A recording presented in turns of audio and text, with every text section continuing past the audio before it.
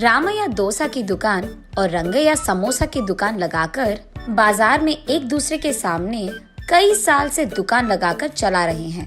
अब इन दोनों की एक दूसरे के साथ बिल्कुल नहीं जमती। रंगैया को हमेशा जलन होती थी कि रामैया उससे ज्यादा कमा रहा है। और इतना ही नहीं, हमेशा कोई ना कोई बात पे रामैया से लड़ते रहता है रंगैया। ऐसे उन दोनों के बीच में बहुत ज्यादा नफरत था। एक दिन शहर में पढ़ रहे रामैया का बेटा रमेश घर आता है। अगले दिन वो अपने पिता के बाजार में लगी दुकान के पास आता है। वहाँ चल रही व्यापार को देख रमेश अपने पिता से ऐसे कहता है, पापा, आप हमारे दुकान में ज्यादा ग्राहक लाकर ज्यादा पैसा कमाने के मार्ग नहीं सोचते हो क्या? अब जितना मेरा सोच है उसी में चल रहा है बेटा। जितना भी मेहनत करूं वही कमाई मिल रही है। पापा, मेहनत से नहीं, चालाकी से कमाए जाते हैं पैसे। शहर में इसी डोसा को दुगने दाम में बेचते हैं, पता है आपको? अब शहर के दाम में यहाँ कैसे बेचेंगे बेटा? अगर दाम बढ़ा भी देना तो कोई भी खाने नहीं आएगा। पापा, मैं ये नहीं कह रहा हूँ कि शहर के दामों में यहाँ बेचे, बल्कि ये कह रहा हूँ कि ऐसा कुछ करे कि शहर का लाभ हमें यहाँ मिले। तुम्हारा इरादा मुझे समझ में नहीं आ रहा बेटा, थोड़ा समझा दो। आपको समझाना नहीं, करके दिखाऊंगा, ऐसे कहता है रमेश। रामैया देखते ही रहता है कि रमेश कह क्या रहा है।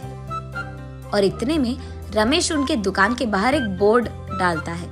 उस पे लिखता है कि हमारे दुकान में जो भी ये स्पेशल डोसा खाएगा उसको 10 साधारण डोसा फ्री में मिलेंगे, और जो भी डोसा आप खाओगे उसके भी पैसे नहीं देने पड़ेंगे।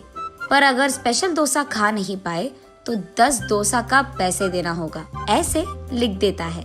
बोर्ड पे जो लिखा उसने वही बाजार में जोर से चिल्लाकर सबको सुनाता है। ये सुनकर बहुत लोग खुशी के मारे उनके दुकान पहुंच जाते हैं स्पेशल डोसा खाने।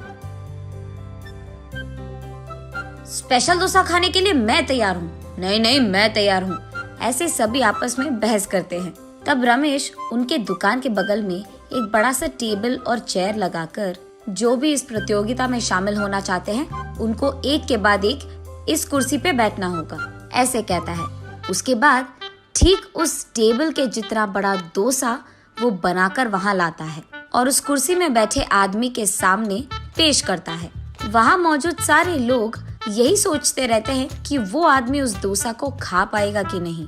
आधा डोसा खाकर वो आदमी, मुझसे अब नहीं होगा, ऐसे कहकर हार मानकर वो 10 डोसा के पैसे देकर वहाँ से चले जाता है। ऐसे ही एक के बाद एक स्पेशल डोसा खाने की कोशिश करके हार मानकर वहाँ से पैसे देकर चले जाते हैं। ये सब ठीक सामने से देख रहा रंगैया अपने आप में सोचने लगता है कि एक स्पेशल डोसा बनाने के लिए कितने पैसे लगते हैं। उसे पता था कि एक स्पेशल डोसा बनाने के लिए 3 डोसा लगते हैं, लेकिन बाकी 7 डोसा के पैसे तो लाभ में आ गए।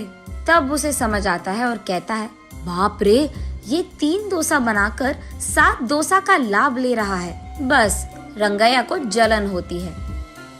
कुछ भी करके मुझे भी ऐसे ही पैसे कमाने होंगे, पर क्या करूँगा?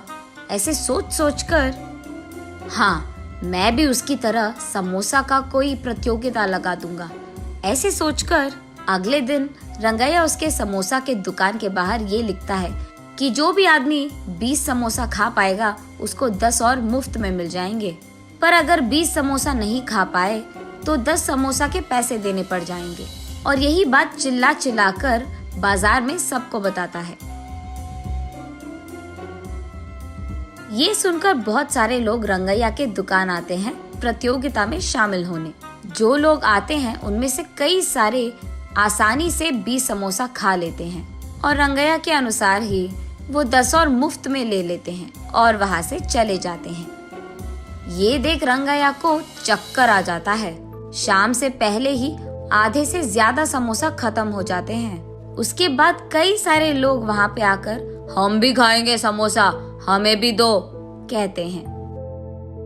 इस कारण रंगैया को बहुत गुस्सा आ जाता है, इसीलिए वो उसके दुकान के सामने से बोर्ड हटा देता है। वो किसी को मुंह दिखाने लायक नहीं रहता है, इसीलिए बंडी को लेकर अपने घर की ओर बढ़ते रहता है। आज तो मैं 1 भी रुपए नहीं कमाया और उल्टा जो भी समोसे थे वो भी बेच दिया मुफ्त में। उसे चक्कर आकर वो नीचे गिर जाता है। आंखें खोलने पर रंगैया एक अस्पताल के बेड पर रहता है। उसके बगल में उसकी बीवी रहती है। मुझे क्या हुआ? मैं कहाँ हूँ? ऐसे पूछता है रंगैया।